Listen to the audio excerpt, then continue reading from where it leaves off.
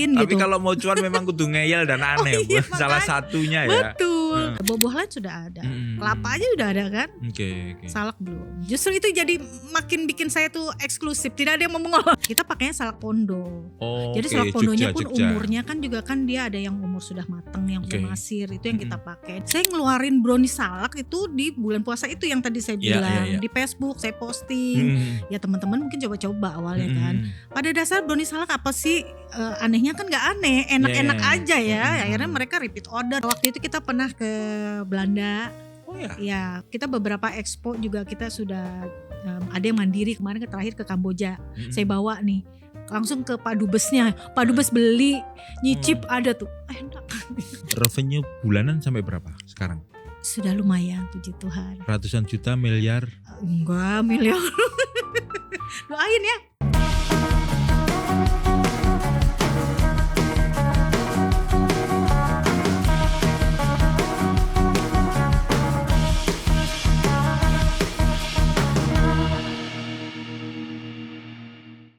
Don Cuan balik lagi, kali ini kita ngomong yang agak seger-seger, tapi ini filosofi buah ini tuh kalau saya baca luar biasa loh.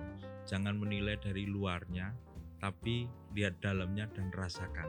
Kalau dikupas agak sedikit harus hati-hati karena kulitnya berduri, tapi dalamnya manis, dan ini hanya ada di negara-negara tropik. Luar biasanya ketika Kementerian Pertanian lagi menggagas tentang hilirisasi pangan dan pertanian. Produk ini sudah 9 tahun, hampir 10 tahun loh. Kita kedatangan Bu Sely. Apa kabar Bu Sely? Halo Don Cuan. Halo. Kabarnya Cuannya gede terus ya Bu Sely ya. Kabar baik. Kabar baik. Bu, sehat selalu. Spellingnya salaku atau salakku? Salakku, dia dulu satu ejaan. K-nya Dan satu K-nya ya. satu, salakku. Sesuai dengan logonya. Oh gitu ya. Salakku. Karena Don Cuan ini kan aslinya dari Solo. Oh alah. Jadi kadang Iya. ada yang nulis Solo salah gitu ketika Iya. dikasih tahu Bu Sely dengan brand Salaku itu, ini salakku, salakku, salakku ya berarti ya. Salakku udah satu kata. Sejak 2016 loh Bu. Iya 2016. Bisa bertahan Bu. Puji Tuhan. Dengan banyak ceritanya. Dengan ya. banyak ceritanya dan Iya. tidak banyak menurut saya pemain-pemain di buah salak. Iya. Karena banyaknya kan mungkin semangka ataupun Betul. jeruk lah terutama, Iya, kelapa pisang, yang pisang harus ya, sekarang, keripik keripik pisang. duren. gitu. Salak. Iya. Kenapa salak? Kenapa ya? Kenapa Bu? 2016 itu ada dua cerita sebenarnya yang Nah ini beriringan. harus diceritain loh Bu. Iya. Coba, salak kenapa? Satu sisi waktu itu memang anak saya yang paling kecil tuh suka banget Oh, buah gitu. salak. Padahal maknya nggak suka ya, tapi dia suka banget tuh buah salak. Oh gitu. Iya, kalau mau makan tuh minta dikupasin, benar kata Don Juan. Kalau kita mau makan salak mesti ada effort Yes, ya. ada effort. Beda sama mangga gitu Yes. kan, sama yang dan sama durian mungkin ya kita harus Ya, betul. ada ancaman terluka gitu. Iya. Jadi dia minta kupasin ke saya Oke. gitu kan. Saya juga mikir ini, saya juga sebenarnya males ya ngelihat salak tuh kan kulitnya memang kayak, kalau ada sebagian orang yang nggak suka ya, jijik, mirip ular ya, namanya sesuai kan, snack fruit gitu kan. Saya mikir, nih anak minta dikupasin terus gitu kan, kayaknya mungkin di sana tuh ada golongan orang yang mau makan salak tapi males juga gitu loh kayak anak saya. Akhirnya saya berpikir, apa nggak saya olah aja nih ya jadi sesuatu. Awalnya gitu. untuk anaknya aja. Untuk diolah anak terus. saya, karena saya berpikirnya ini kayaknya lucu nih ya gitu sih. Mulai awal apa Bu? Salaknya diolah jadi apa? Masih kue-kue yang gampang, masih di olahan kue. Waktu itu pertama kali produk yang keluar itu adalah brownies. Oh bukan bikin manisan atau apa gitu? Kalau manisan sudah Oh. ada ya. Cuman waktu itu saya sempat riset juga, Oke. walaupun story awalnya memang dari anak, saya sempat meriset juga kan. Sama tadi seperti Don John bilang, ini buahnya pertama nggak populer kan. Ya, Dan di 2016 itu saya riset tuh belum banyak pemainnya, kecuali yang Jawa Tengah ke sana. Itu pun Oke. saya melihatnya mereka belum serius membranding. Memang mengolah tapi dia tidak punya brand. Oke. Jadi saya pikir nih boleh juga nih peluangnya, saya coba ngolah si salak ini. Waktu itu masih logonya bukan yang sekarang, masih logo yang 2016. Dulu pakai nama Salaku juga. Masih Salakku, cuman dia desain logonya beda, masih font gitu kan. Nah udah saya coba-coba mulai, tapi yang gampang dulu. Waktu Oke. itu masih di brownies. Oke. Brownies waktu itu saya cek belum ada yang jual. Saya Brownies googling. Masih adanya tuh cake. Hmm. Itu cake itu adanya di daerah Kalimantan. Oh, di Kalimantan. Iya, itu cake salak sudah ada. Oke. Jadi saya mau bikinnya, memang saya orangnya tuh ngeyel, aneh gitu ya. Pengennya tuh yang udah ada, saya nggak mau bikin Tapi gitu. kalau mau cuan memang kudu ngeyel dan aneh. iya, Salah makanya. satunya ya. Betul. Sampai saya ikut Oke. sebuah komunitas aja, saya dibilangin, kamu nggak suka salak, kenapa kamu bikin salak gitu kan? Bagaimana kamu bisa jual ke orang? Entahlah, saya bilang gitu.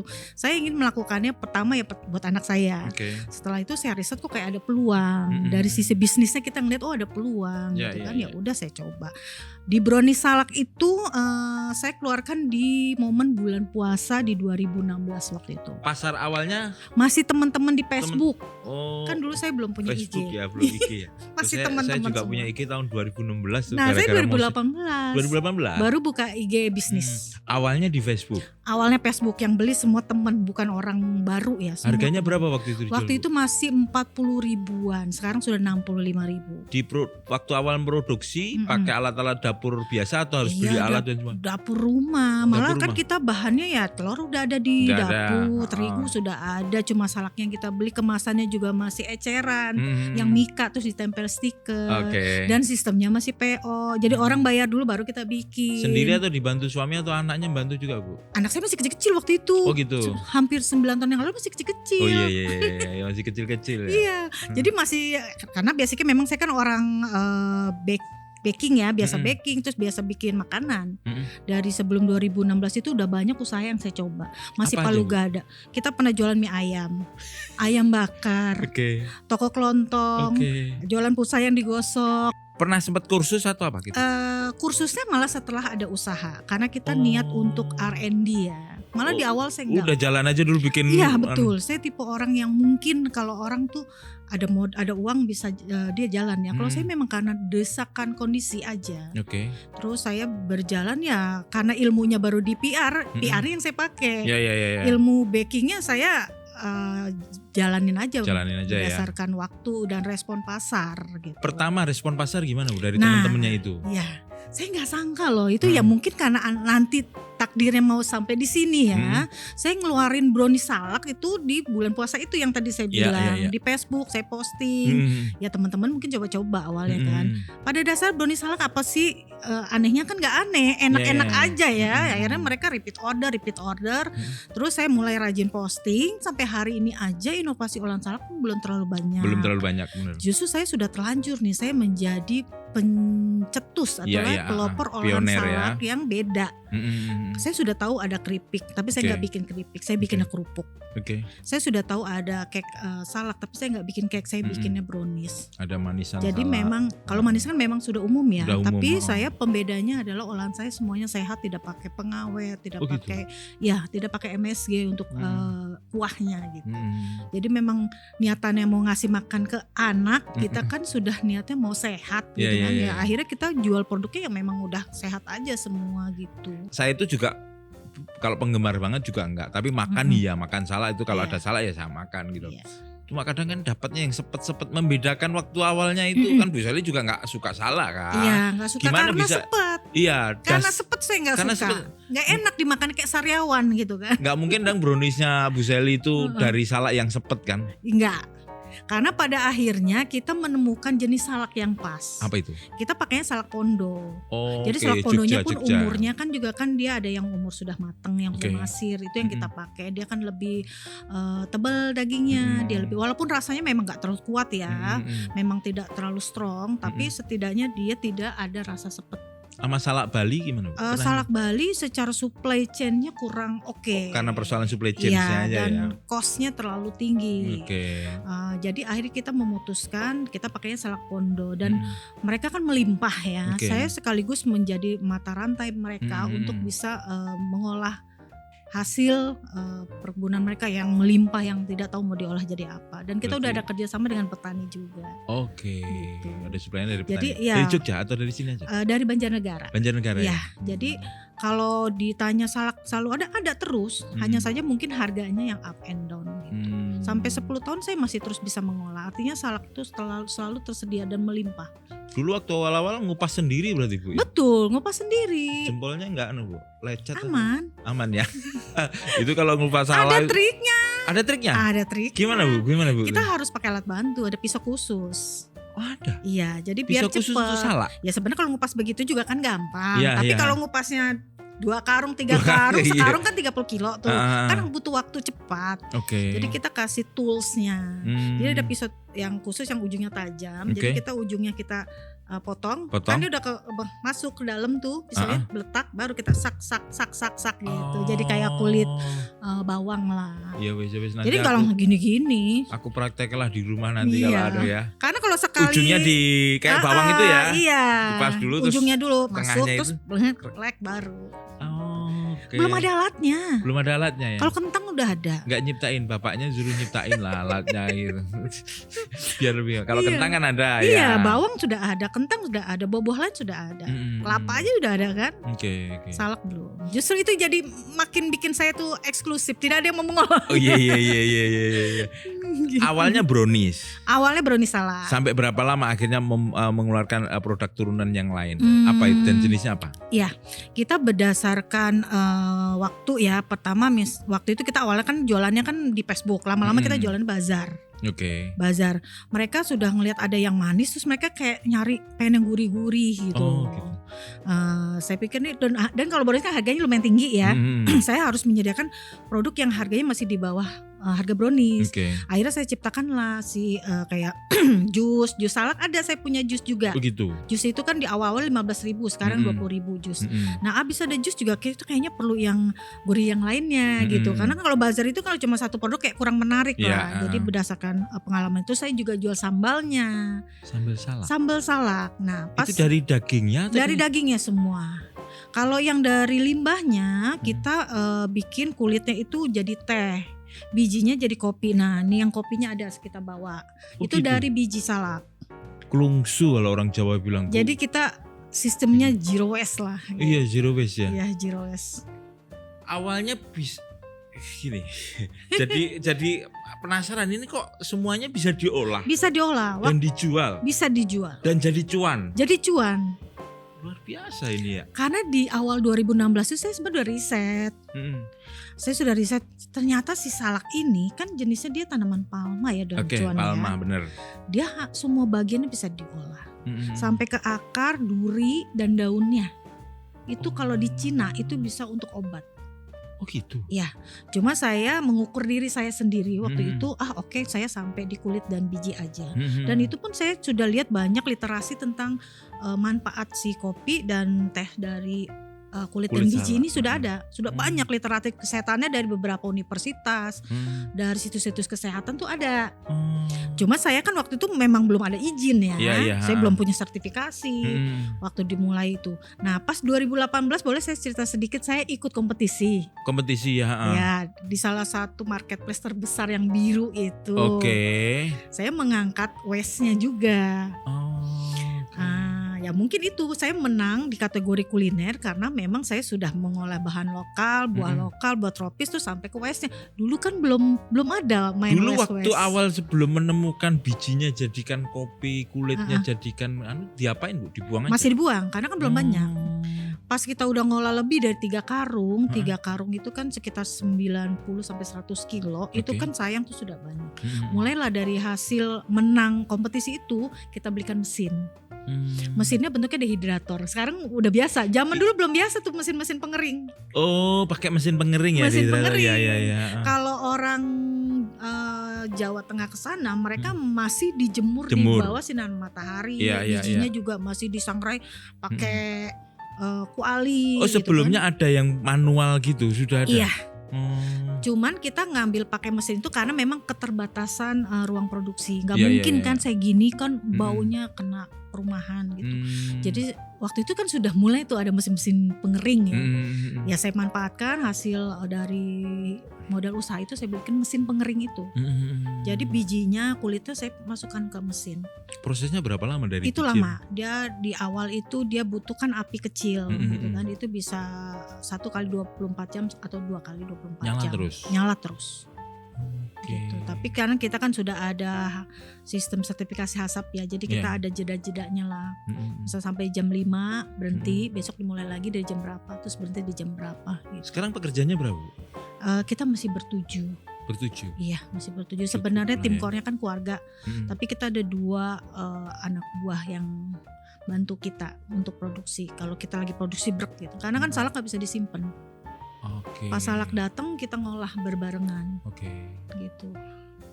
Dari salak, Iya. ada berapa turunan produk yang bisa diproduksi oleh Bu Sel? Kalau varian itu sih sudah sampai 12-an ya, 12 12. sampai 15, sampai ke coklat salak. Oke. Sebenarnya coklatnya biasa coklat DCC ya, Mm-mm. isinya yang selai salak. Oh. Sampai ke ke jus, Oke. asinan, sambal aja sebenarnya kita ada 4 varian.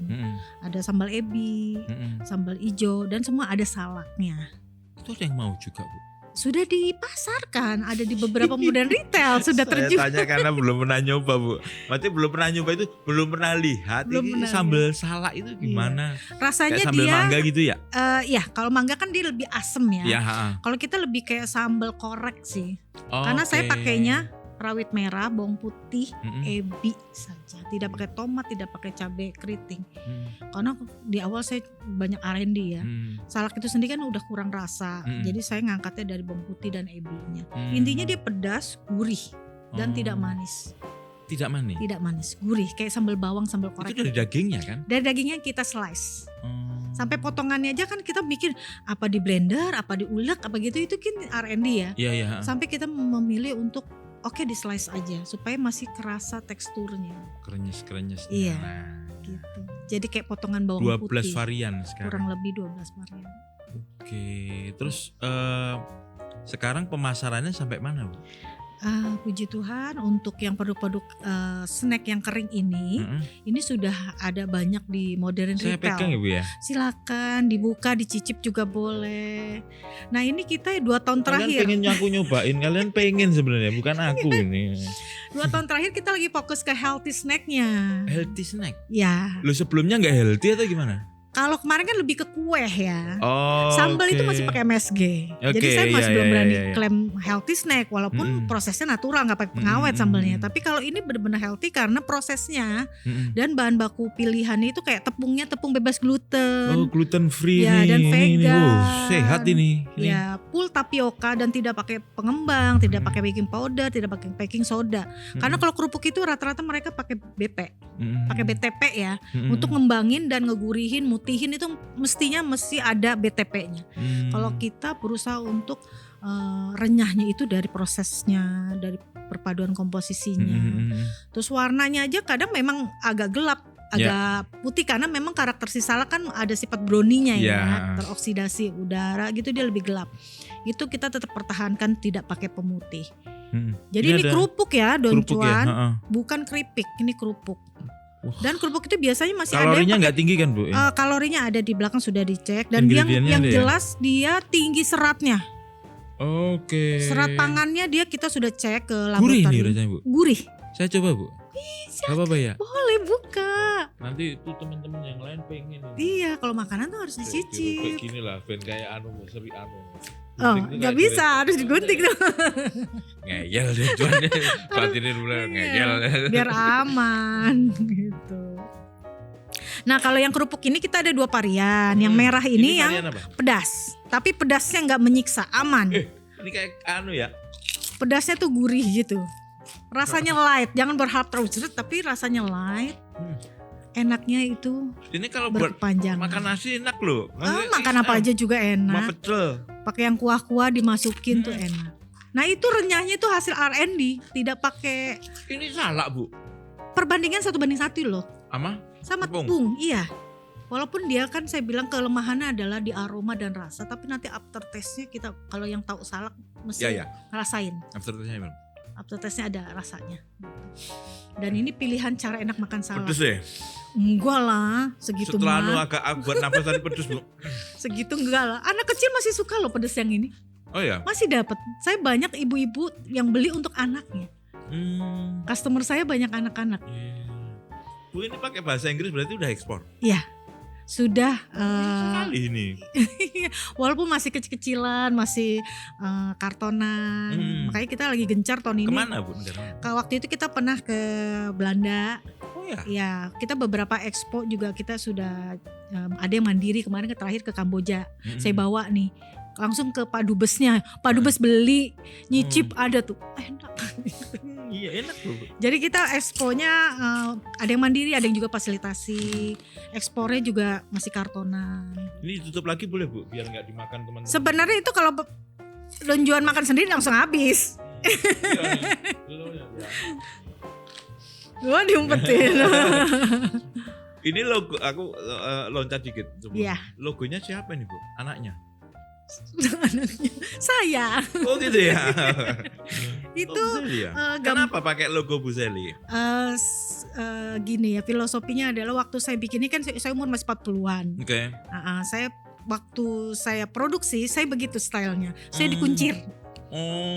Saya pasti pakai kaos gitu kan. Terus menggambarkan karakter saya yang bahunya besar yang gigih gitu kan. Terus saya pingin fokusnya Salahku ini ke foundernya, ownernya yang menciptakan resep-resepnya. Gitu. Waktu awal bikin punya mimpi, sampai mimpi bahwa ini akan jadi besar gitu atau hanya sekedar? Enggak ya? Malah suami tuh meragukan. Kenapa aneh banget sih bikinnya salah kami. Itu lumrah Bu. Istri saya juga dulu jualan ya ini kan? Jualan apa sih kamu? Kalau belum jadi cuan nggak percaya ya. Dari 2017 jualannya. Sekarang malah jadi ketika kena COVID, kena PHK jadi penghasilan dia ya. Emang suami itu kayak gitu. Makanya saya nggak mau cari suami, saya nyari istri. Doa yang terjolimi. Iya. Makanya itu suami-suami itu kayak gitu. Dan karena ngeyel juga ya kita tetap buktiin. Kadang harus ngeyel, ya, bener. Buktiin. Bisnis ini itu jadi kok jadi duit gitu. Usaha itu harus ngeyel, cuan. Iya. Itu kalau bahasa motivator itu endurance. Wow. Itu sama jenengnya ngeyel, harus ngeyel. Endurance tuh ngeyel. Iya kan harus kuat Bu, ada badai. Tabrak aja, terjang aja. Betul, capek betul. Terjang aja, itu namanya betul ngeyel. Banget, kalau motivator bilangnya endurance ya. Padahal Ya pakai bahasa itu. Ya. Iya.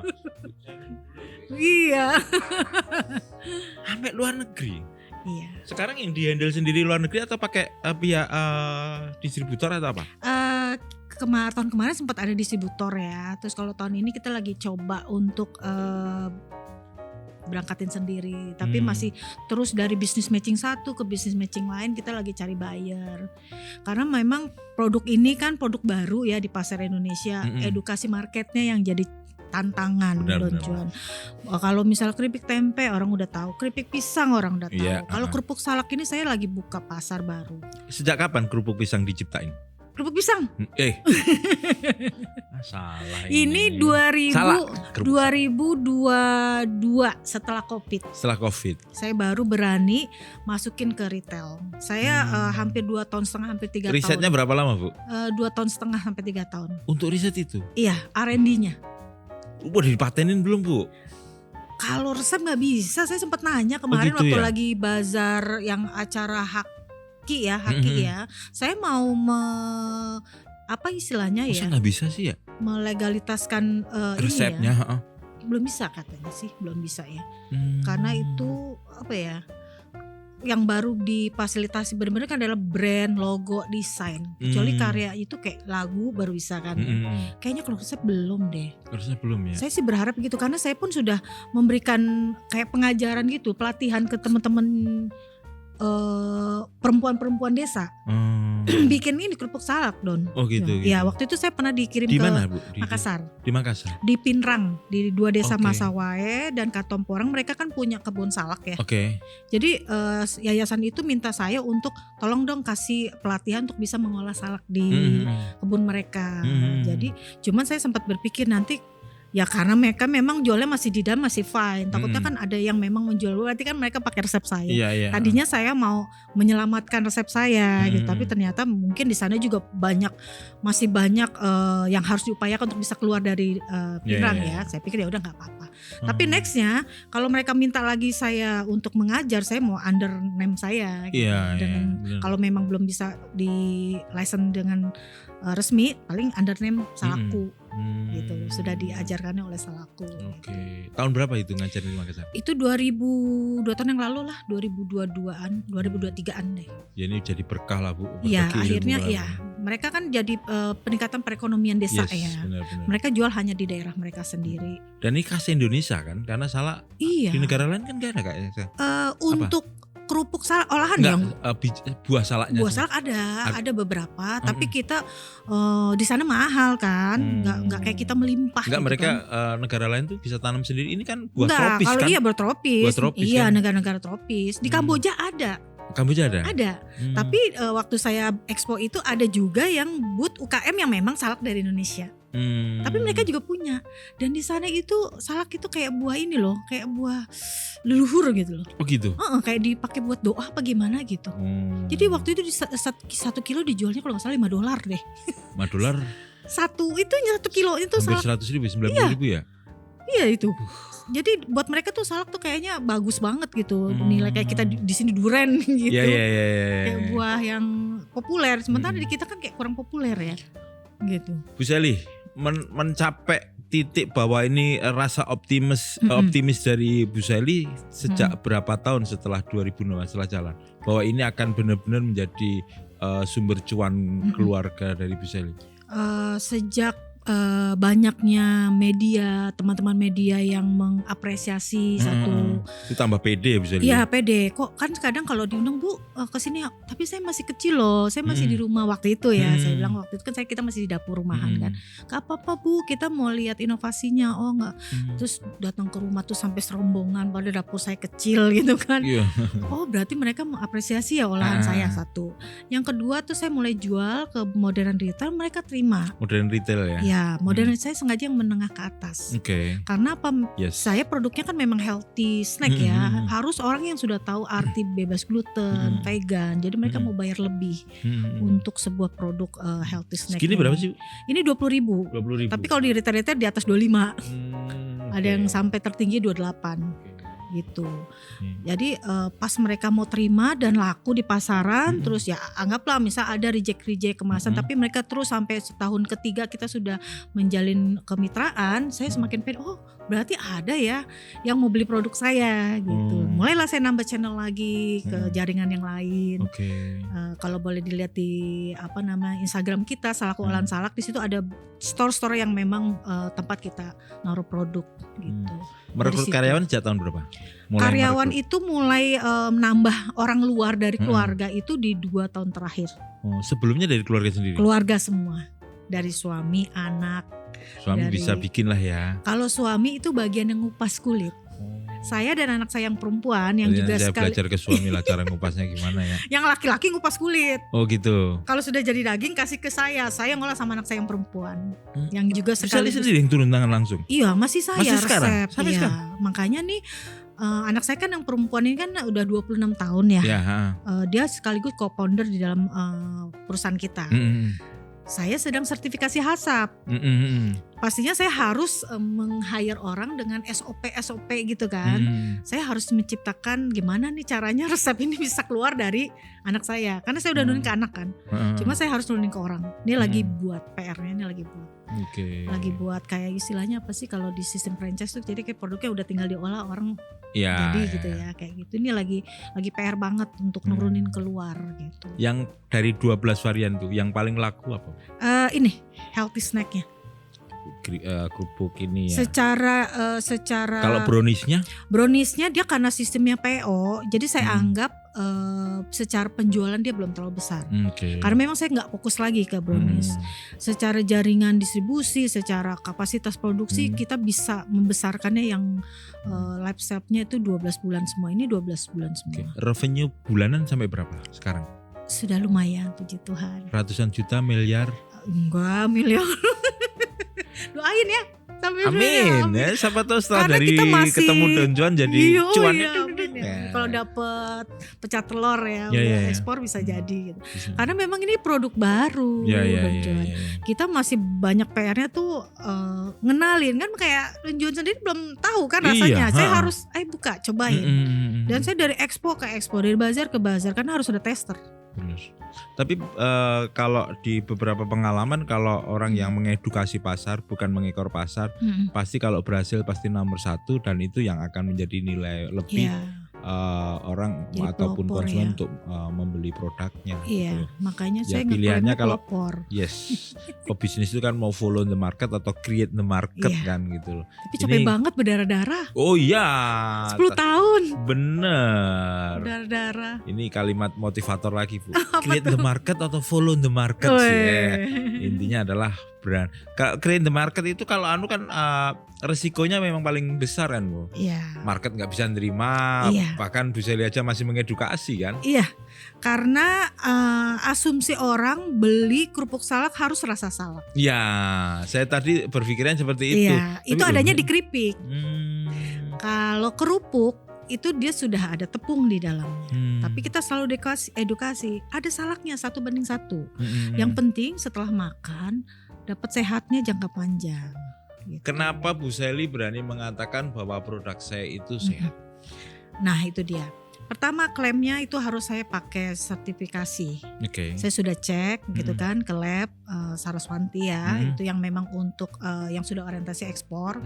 Uji serat pangannya kita udah cek, itu termasuk di atas rata-rata. Terus Nutripaknya juga kita cek dan kita klaim sehat. Kenapa? Kita proses 2 kali. Setelah digoreng kan tidak bisa dihindari kerupuk harus digoreng. Tapi ada upaya-upaya meminimalis minyak dan meminimalis supaya nggak kena pengawet gitu. Kita open kembali. Jadi ada effort tuh untuk bikin dimakannya lebih ringan di tenggorokan.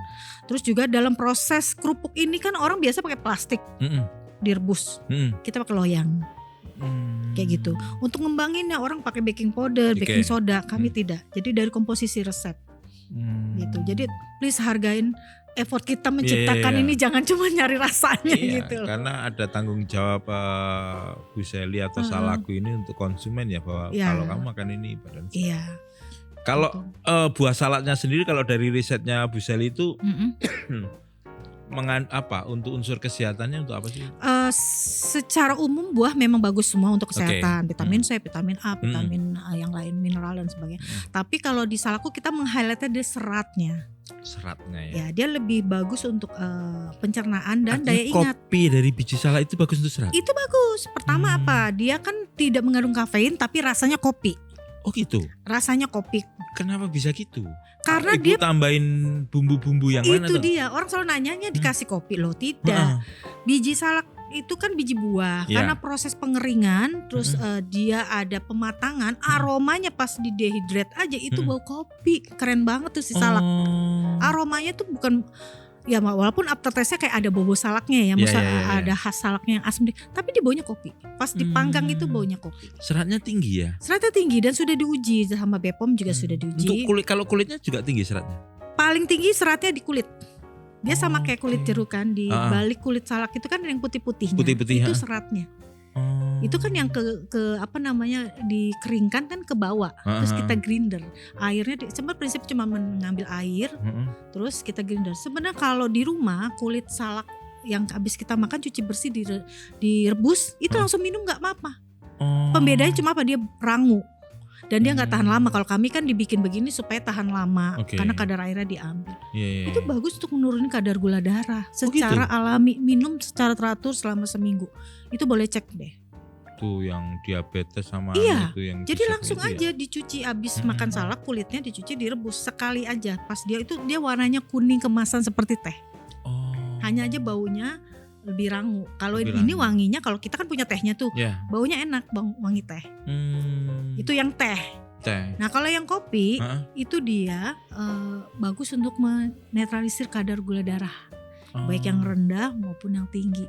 Saya ngambil resort dari beberapa situs kesehatan terhadap manfaat minum kopi salak. Jadi tugas saya sebagai produsen hanya mengecek berapa sih kadar seratnya nih. Saya sudah cek juga lumayan tinggi. Sebelumnya ada yang nggak yang memproduksi kopi? Ada, saya sudah cek. Tapi di Indonesia mereka ada? Sudah banyak sekarang akhirnya. Nggak sebelumnya? Sebelumnya nggak sebanyak sekarang. Saya kan sempat beberapa kali booming tuh dari media. Setelah itu baru tuh mereka tuh kayaknya malah buahnya kayaknya nggak diolah, malah si ininya sudah mulai banyak kok di marketplace kopi-kopi salak. Cuma mungkin bedanya ya, kalau saya sudah pakai mesin, benar-benar bersih, Oke. tidak ada kontaminasi debu dan udara. Oke. Dan kita kan sertifikasi sudah muhasab. Bisa istilahnya kita memberikan jaminan, ini kan namanya masuk ke ranah sehat ya, kita harus produksinya pun sehat gitu. Sampai kita ngejemurnya pun nggak boleh terpapar, harus pakai kerupuk ini kan saya dijemur ya. Jadi harus pakai jala supaya nggak kena kontaminasi dari luar kayak gitu. Ya. Jadi secara sarana produksinya juga kita sudah memberikan jaminan ini aman untuk dikonsumsi secara umum. Oke, ini jadi kulit salaknya sama biji salaknya, kulitnya jadi teh ya. Iya. Bijinya jadi kopi. Iya. Kalau kulitnya bisa untuk menurunkan gula darah. Iya. Kecuali kalau minumnya nggak pakai gula ya Bu ya. Iya, jangan pakai Tehnya gula. tetap kayak gula ya, sama Iya, aja, nanti nggak nurunin malah jangan. nambah gitu loh. Lebih baik mungkin pakai madu atau Pakai madu gulanya ya? gula aren. Dulu saya sempat jualnya dalam bentuk kemasan ready to drink. Jadi saya sudah masak sendiri dengan gula aren. Itu enak banget kayak liang tea. Oh gitu. Didinginin di kulkas. Oke. Itu kulitnya. Iya. Kalau di rumah juga bisa dicoba. Pokoknya kulit salak coba di rumah direbus pakai air sampai dia keluar kuningan. Sekali rebus aja habis buang. Kasih gula merah. Oke. Terus taruh kulkas, kasih es enak. Di kafe-kafe ada nggak gini? Saya tahun ini lagi mau masuk. Oh. Karena kan kemarin kita lagi istilahnya mau nge-branding dulu ya. Bahwa teh ini masuk ke ranah agak susah soalnya sebenarnya. Ini kan ranah kesehatan ya. Kalau kafe kan kayaknya mereka lebih ke rasa enak gitu. Iya. Ini harus kemarin kalau kita ngobrol sama Fore mungkin kita kawinkan dengan Fore ya gitu ya. Biar Fore punya dia suka mau inovasi juga gitu loh. loh. Gitu. Dia mau kolaborasi dengan UKM gitu. Oh gitu ya. Bu, kalau kopi itu kan dikenal ada Arabica, Robusta, Liberica gitu. Ini lebih condong kemana? Condongnya kemana ya? Pahit gitu atau apa? Iya, dia pahit tapi nggak pahit banget karena dia kan buah ya. Oke. Pahitnya ada kan masemnya ya? Aftertaste-nya. Ya? Nanti boleh condong ke coba Arabica ya. Gitu. Mungkin ya. Oke. Karena saya bukan ahli kopi, hanya penggemar kopi. Makanya tapi saya sukanya adalah Arabica. Robusta pahit banget, aku nggak kuat aku. Oh ini kopi. Harus dicicip lah pokoknya kalau makanan gitu ya. Oh iya, ini serat banget, high fiber. Itu sudah sertifikasi, sudah uji lab. Jadi bukan nyomot dari source mana gitu ya. Karena kita nempelnya langsung di kemasan. Tambahkan gula aren dan madu bila perlu. Tuh. Oke, baik dikonsumsi 11 Juli 2026. Karena tidak pakai pengawet sih ya Bu Seli ya. Iya, semuanya nggak pakai pengawet. Tidak. Ini namanya kalau berbisnis punya etika, bukan etika ya, ngomong punya tanggung jawab terhadap konsumennya, menarik ini. Iya. Dan ini nilai menurut saya Bu, value dari sebuah produknya, value. perusahaannya Ibu. Ini perusahaannya namanya apa? PT Salakku, cara enak makan salak. Sebenarnya gitu. dari tagline-nya. Dari tagline-nya ya. Iya, PT Salakku murniin PT Salakku, cara enak makan cara salak. enak makan salak. Iya. Oke. Sebenarnya ada ceritanya juga. Apa itu? Tagline saya ada yang make. Bikin dari salak juga atau gimana? Iya, sama dari salak juga. Tapi saya tidak menegur, saya tidak saya menyelamatkan aja. Untuk jadi nama PT. Akhirnya dia hilang sendiri tagline-nya. Iya. Orang Jakarta atau orang mana? Orang daerah. Orang daerah ya. Jadi pas saya ngeklik cara enak makan salak kok masuk ke situ gitu kan. Padahal di awal-awal saya yang pakai. Masuk di media, dan tadi Ibu Seli di sebelum ini kan bercerita tentang cukup dekat dengan Kementerian Koperasi, Kementerian UMKM. Gimana kok bisa sampai pemerintah melirik Bu Seli dan ikut mendorong ini? Pertama karena memang kita kan tadi tujuan pertamanya kan mau edukasi market. Oke. Gerbang utama untuk bisa ke sana itu adalah kan instansi-instansi ya, baik itu bentuknya kompetisi, baik itu bentuknya program dampingan, pembinaan. Nah, saya rajin. Orangnya tuh selalu kayak setiap hari tuh kan kita udah ada IG bisnisnya ya, Salakku Olahan Salak. Selalu setiap pagi tuh saya harus cek IG official mereka untuk bisa ngelihat program apa aja yang mereka lagi keluarkan untuk UKM. Baik itu bentuk sertifikasi, saya langsung cepet gitu loh daftar. atau bentuknya kayak waktu itu dari Kementerian Perdagangan Oke. ada kurasi yang namanya placement, product placement. Oke. Jadi kita juga lolos nih. Jadi Hmm. produk yang disajikan di meja tamu ruangan Pak Busan di Kemendak gitu kan. Jadi Iya. nanti kalau ada tamu-tamu yang datang melihat tertarik mau ini produksinya siapa, saya mau pesen, jadi bisa langsung ke kami. Oke. Jadi saya orangnya gitu. Setiap ada program-program yang pastinya nanti outputnya bisa membesarkan brand, bisa menjadi tempat jualan, itu pasti saya ikut. Akhirnya kan kita jadi binaan. Nah setelah jadi binaan kan dia besoknya setiap tahun pasti ada program-program baru yang terus ngajak kita lagi. Terus sampai hari ini. Sampai hari ini. Bu pernah mengalami titik terendah dan pengen berpikir bahwa ini tidak akan menjadi penghidupan yang baik atau cuan yang baik buat Bu Sally nggak? Pernah mengalami dong, punya pernah. pas pandemi? Pandemi. Parah. Karena kan lagi pede-pedenya. Ya. Habis Oh, 2018 habis dapat duit gede, Iya. terus punya Modal dari mana? Bang atau apa? hibah gratis 100 juta. Langsung dikasih waktu Dari? itu kan dari, boleh sebut nama? Boleh. Bibli. Oh ya. Iya. Top Creative Planner Itu menang lomba kompetisi atau apa? kompetisi Oh. dari ribuan kan se-Indonesia. Jadi itu yang menang tuh akhirnya top 20 kan, Oke, dari seluruh oke. Indonesia, dari Medan, dari Aceh, dari Bali, datang ke Jakarta semua di karantina 30 hari. Oh, di karantina. Iya, di karantina. Waktu itu saya batch 3 kalau nggak salah. Di Sekarang udah nggak ada Pecompongan tuh. sana. Di Petamburan sana. Di deket Blok M itu hotel apalah Oh, itu di 30 hari terus, dan di sistemnya kan kayak gini. Jadi ada syuting. Presentasinya tuh setiap hari sambil di shoot. Jadi kayak apa sih yang nyanyi itu? Idol. Iya, kayak gitu. Cuma ini kan kuliner. Oh, Jadi talent show. Iya, talent show tapi di bidang food and beverage kan. Jadi setiap mau dieliminasi kita harus presentasi. Jadi kayak gini-gini saya jadi kayak memorize kayak nih. apa itu yang Master Chef. Iya, betul. Tapi kita ini kan bisnis yang kita ini kan. Ada materi juga, terus setiap hari kita harus ada yang tereliminasi. Berarti juga memaparkan proyeksi bisnis seperti apa, Iya. forecastnya seperti apa. Iya, padahal saya belum jadi apa-apa waktu itu. Saya mengalahkan teman saya yang keren banget, yang produknya udah masuk Oh gitu. ke kafe-kafe. Heeh. Saya bingung saya bisa menang gitu. Karena ternyata mereka Dapat melihat 100 lokal. juta. 100 juta. Dari situlah Dari terus situ saya bikin toko, saya beli mesin, saya nyetak-nyetak kemasan. Dan puji Tuhan tahun kedua kita sudah punya workshop sendiri yang terpisah dari rumah. Makanya kita sudah BPOM, lagi on proses, HACCP on proses, semua menyesuaikan kebutuhan di tahun ini yang memang mau orientasi ekspor. Gitu. Tiba-tiba 2020 pandemi datang. Iya, produk kita kan kue-kue nih. Iya. Orang kan sudah krisis kepercayaan terhadap makanan kan, sanitasi orang kan udah tinggi gitu absennya. Akhirnya ekspektasinya udah tinggi. iya, yang produk kue saya nggak ada yang laku, sambal sambal kemasan saya nggak laku, produk-produk saya nggak, ini belum ada, kerupuk ini belum ada. Waktu itu apa, brownies atau Baru apa? brownies, asinan, sambal, jus, Oh, yang basah-basah semua. nggak ada yang beli. Nggak ada yang berhenti beli karena kan mereka harus hand carry. Kan dulu kita di ini nih ya, kena lockdown ya, orang beli-beli juga agak takut. Tapi di zaman itu ada masa di mana frozen food jadi seksi kan. Yes. Nah itulah pikiran, saya nggak mau keluar dari salakunya.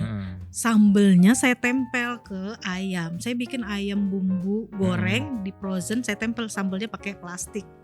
Saya jualan ayam jadinya. Jualan ayam. Tapi sambelnya sambal salaku. Terus saya ganti namanya Resto Salaku. Masih bawa salaku. Sempat beli kontainer boot. Oh gitu. Iya, karena zaman itu aplikasinya kan lagi booming banget tuh, lagi disubsidi ya. Orang beli 50.000 mungkin bayar cuma 15.000. Saya 1 bulan dapat 2.000 transaksi. Iya. Di itu Oren. Oh iya. Oren itu. Kan langsung pede tuh kan. Iya. Wah, bisa jualan lagi nih gitu kan. Tapi jualan ini jadi kayak Online ya. online gitu. Nah, lepas Covid drop lagi. Oh, lepas Covid malah drop lagi. Drop lagi. Orang kan mulai keluar. Mulai jajan keluar. Yeah. Online saya udah mulai, terus yang subsidi udah nggak ada. Aduh, kenyang banget deh. Aduh, lagi seneng-senengnya gitu ya. Tapi mungkin itu jadi sebuah takdir, saya harus kembali lagi ke sini. Akhirnya ya udah hilang tuh si ayamnya, sampai semua kayak kontainernya akhirnya baru kelepas kemarin. Sempet sewa juga di depan retail kan, untuk bisa orang pick up gitu kan. Itu akhirnya gagal di tahun kedua. Kita jual, terus kita fokus lagi ke produk-produk kemasan. Oke. Sekarang berarti di marketplace semua sudah ada. Sudah ada. Hijau, biru. Ada semua, masuk yang orange, di UMKM, yang punya BUMN ada. itu sudah ada semua. Tambah berat nggak Bu? Katanya kena pajak. Iya, Potongannya tapi juga sama iya platform betul. juga gede juga ya. Betul gede, tapi ya kita apa aja. Oh. Enggak daripada nggak jualan. Iya, iya, Ya saya iya. mah solusi aja deh. Iya, iya, Daripada iya. saya nggak jualan gimana? Berarti kalau jualan di online lebih mahal daripada di offline?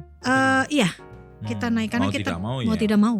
Hmm. Mereka juga kan pastinya ada tahu resikonya ya, daripada Yes. dia keluar ongkos, Yes. ya kan? Cuman bisa diakalin dengan subsidi mungkin kan, kita juga sebagai pembeli kan pasti kadang dapat subsidi bisa Iya. kita dapat potongan-potongan sebagai Hmm. pembeli gitu. Oke. Kayak gitu. Bu, ke depan Bu Sally akan ngembangin salaknya diapain lagi nih? Dibuat lempar-lempar atau apa nih Bu? Ada pemikiran untuk dikembangkan lagi nggak? Lebih ke kolaborasi. Kolaborasi. Ya, Maksudnya saya kolaborasi mungkin dengan kafe, dengan Oke. hotel, lebih ke pemasarannya. pemasarannya ya. Sama mulai kita memang targetnya pengen pecah telur, pengen ngerasain ekspor gitu ya. begitu ya. Yang benar-benar tuh produk kita sendiri gitu kan. Memang kan lagi gencar banget nih ikut pelatihan, pembinaan terus fasilitasi pertemuan antara UKM dengan calon potensial buyer Yes. gitu. Itu sampai ekspor luar negeri kita sudah ikutin. Pengennya sih sampai pecah telur gitu kan. Di satu kontainer 20 feet lah paling enggak gitu. Kalau ke luar negeri harus bawa buah salaknya berarti Bu. Kalau Karena di sana mungkin belum punya experience yang kalau buah salak segarnya sudah ada pemainnya sendiri. maksudku gini. Oh, ini loh bawa dari yang ini, itunya ya. gitu-gitu Oh, kan. bawa ya. Kalau orang luar kan apa itu Iya. snake fruit. Iya, betul. Gimana? Iya, betul. Gitu. Kalau di Kamboja saya beli sebelah. Iya, tinggal beli ini loh dari ini. Ada 2 gitu. booth yang jual dari Kamboja sendiri, dari Indonesia malahan ada jual. Kalau di Indonesia ada berapa jenis salak sih Bu? Bali, Bali, Pondok. ya. Bali, condet. Sebenarnya condet ada loh. Condet ada? Ada. Udah deket sini ya? Kemarin deh? saya habis diliput sama anak mahasiswa. Jadi satu link dengan kayak dia tuh olahannya saya. Terus petaninya salak condet. Saya baca tuh itunya ya, rekamannya. Oh, ternyata salak condet masih ada. Nah, sama mereka juga punya keresahan, dianggapnya salak condet udah nggak ada. Ternyata masih ada kebunnya. Sudah nyoba mau diolah karakternya seperti apa? Nah, saya berpikir mau kolaborasi. Makanya kalau ditanya mau apa, saya pengen kolaborasi. Oh, oke. Lebih ke sana, kolaborasi sama kayak petani salak condet yang lebih dekat lah ya. Oke, Kan masih satu ini ya, masih Jawa Barat gitu. Terus yang kedua, ada salak Kalimantan. Salak Kalimantan. Dia lebih gendut, lebih tebel, lebih rasanya sih katanya lebih manis gitu kan. Ada juga salak yang itu saya bilang salak pinrang. Pinrang. Iya, dia juga lebih enak, lebih manis. Oh gitu. Lebih Gede oren. atau modelnya? Gede atau kecil? Gede. Kalau pondok kan agak kecil. Iya, runcing kan. Oh, dia gendut. Oh, oke. Dan kulitnya kalau dijadiin teh itu lebih orange. Kan saya ngajarin juga kan Iya, ngolah iya. kulitnya, ngolah bijinya, dia lebih orange. Kalau kita kan lebih gelap tuh kalau yang Iya, pondok kan. Mungkin dari karakter kulitnya yang memang Iya, kita iya. lebih gelap ya. Kalau di Pinang tuh kulitnya lebih kayak kuning-kuning gitu. Jadi hasil ke airnya lebih orange dan rasa ke kerupuknya dia lebih manis. Oh gitu. Hasil akhirnya. Karena memang buahnya buah Mungkin apa, ya lebih kalau manis dicek ya. kadar gulanya mungkin banyakan salak Pinrang. Ternyata mereka juga penghasil salak. Kita Oke. pikir cuma Jawa gitu kan, Bali, Condet, terus Kalimantan. Ternyata mereka juga punya salak yang Pinrang terbuang. juga. Nah itulah saya mau kalau ditanya apa bisa mungkin saya pengen kolaborasi dengan para petani salak yang mungkin kesusahan untuk mengolah mau dijadikan apa gitu. Oke, ya. Mungkin under name-nya salak. Iya, ini Kementerian UMKM, Kementerian Pertanian itu harus melirik kayak orang-orang kayak Bu Sally ini karena hilirisasi kan juga harus dari pertanian itu kalau dihilirisasi kan luar biasa Bu. Iya. Turunannya kan banyak banget. Iya. Dari buah salak aja 12 loh. Iya 12. Kalau mau yang lain-lain bisa. Bisa. Kita ada gitu. pai juga gitu kan. Ada bolu, sebenarnya juga ada bolu. Ya semoga dengan berkolaborasi mengembangkan cuannya tambah MM-an lah. Bu, ya. Amin. Ekspor. Ekspor. Nah. 5 benua. 5 benua ekspor semua. Bu Sally ya, terima kasih banget ini inspiratif Sama-sama. banget dari keresahan awal ketika suami istri ada di rumah, anak penggemar salak akhirnya muncul inspirasi hadirnya salak. Dan ini sudah mendapat cuan dan menurut produknya tidak hanya sekedar untuk mencari cuan tapi juga mencari cuan kesehatan. Ya. Thank you Bu Sally Sama-sama. sudah berkenan hadir Terima bareng Don kasih. Cuan. Yang pasti jangan ngomong cuan tanpa Don Cuan. Thank you Bu Sally.